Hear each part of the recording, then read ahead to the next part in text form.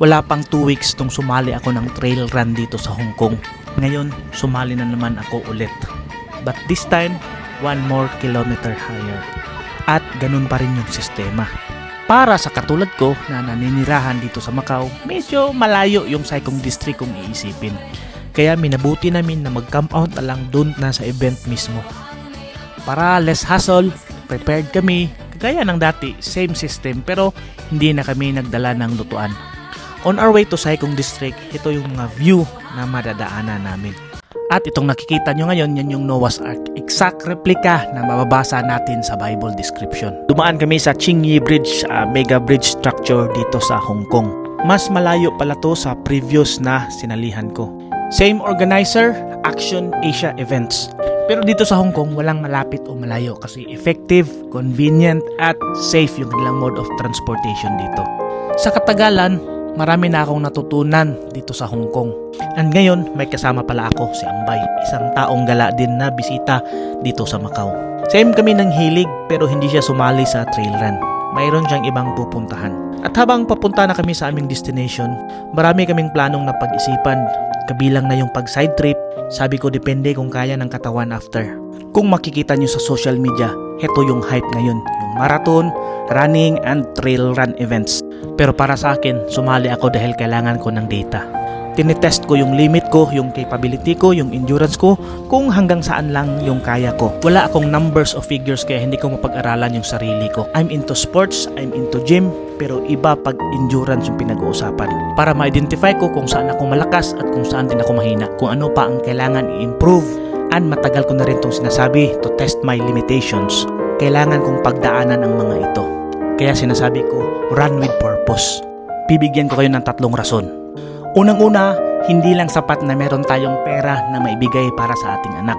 Dapat din maging malusog ang ating katawan sa panahon na winning moments nila, andyan tayo nakasama sila. Second, I'm planning to join half marathon here in Macau this coming December. And right now, nagiging stepping stone ko siya sa mga trainings ko, motivation ko. At yung pangatlo, believe it or not, Mount Everest Base Camp Expedition. Now balik tayo sa ating kwento. Sa kalagitnaan ng gabi, mga around 3 PM, nagising kami dahil andyan na yung organizer. Nag-prepare na sila. Buti man, nakatulog din kami ulit. Kinabukasan, maagang umalis si Ambay. Dahil meron siyang pupuntahan isang UNESCO Geopark dito rin sa Hong Kong malapit sa Sai Kung District. Ito yung bumungad sa amin kinabukasan. Ito yung maingay kagabi. Ito yung setup nila ngayon at dumarating na yung ibang mga participants. Special thank you to Neng Hernandez kasi siya yung tumulong sa akin makapasok sa mga ganitong event. At ito yung kalagayan namin pagsikat ng araw. Yung iba dito nag-book pa ng hotel. Hindi lang ito basta-basta takbo. It also involves science and technique. Kaya bago mag-umpisa, hinanda ko na yung mga refueling system ko. Yung hydration gel at saka kung ano-ano pang natutunan ko dito sa TikTok din. And may naalala ko habang ginagawa ko ito. Ito siya. Everything special about you came from a bottle. So in short, mahalaga ito para masustain yung katawan natin sa 14-kilometer trail run. And in fact, merong proper timing kung kailan mo to iinumin. There's a science behind this. And this is not shortcut, this is not cheating. Ito yung tinatawag nilang trust the process. Tulad ko, uminom ako ng 2 can ng coffee dahil kailangan ko yung caffeine. Meron din akong fuel gel. My body was not built for a long run, but I can carry a heavy load. That's why mahalaga na malaman mo yung sarili mo at yung kondisyon ng katawan mo. Because record shows, I am overweight. Sinasalihan pala ito ng iba't ibang nationality. Hindi ko pinangarap ang makaapak sa podium at yung tinatawag nilang sub 1 or sub 2. I'm here to collect my data. I'm here to test my limit. And sa laktod na istorya, nanhira ko gunggong para mangitag sakit sa lawas. And it's not about breaking apart or tearing down. It's all about building up and improving more. I'm running 39 this year. And papasok na tayo sa ganitong lifestyle, yung tinatawag nilang running era, para sa akin, aura farming. Ito yung mga kaganapan bago mag-umpisa ang race. Lahat busy sa kanilang mga ginagawa kanya-kanya. So ang masasabi ko na lang, see you sa finish line.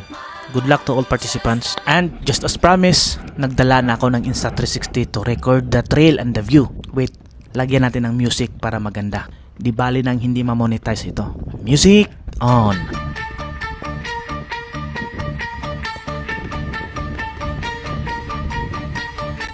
Wait, teka lang. papalitan ko yung music kasi parang hindi nababagay yung susunod na sasabihin ko dito. Finally, now let's live up to the hype. To get something you never had, you have to do something you never done. At dahil dito, ngayon, naiintindihan ko na kung bakit usong-uso ngayon ang pagtakbo. Kung bakit napakaraming runners na ngayon. Ito yung tinatawag nilang the concept of runner's high. Yung rush of euphoria, and then you feel the burn inside of your body. It's like an, pangit man sabihin, orgasm. And kagaya nga ng sinabi nila, what doesn't kill you simply makes you stronger. It's all just pain and pressure. And take note, pressure is a privilege. Pressures defines who we are and what we are. I know sa mga oras na ito, meron ang andun sa finish line. Meron ang sinasabitan ng medalya. But this kind of pressure keeps me going. And the pressure of wearing this Spider-Man suit na dapat kailangan matapos mo dahil isa kang superhero. You know, for some people, when you squeeze them, they fold. Others, when you squeeze them, they focus. And my official time is 2 hours, 33 minutes, and 14 seconds. And ngayon, meron na akong data, meron na akong basihan, meron na akong pag-aaralan kung kaya ko bang ituloy yung half marathon or yung marathon or yung ambitious Mount Everest Base Camp expedition next year. Who knows? Lahat pangarap yan.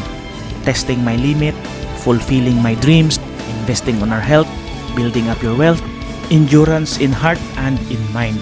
And this is the process na kailangan kong pagdaanan. Walang shortcut. And all that's been happening is all for the glory of God.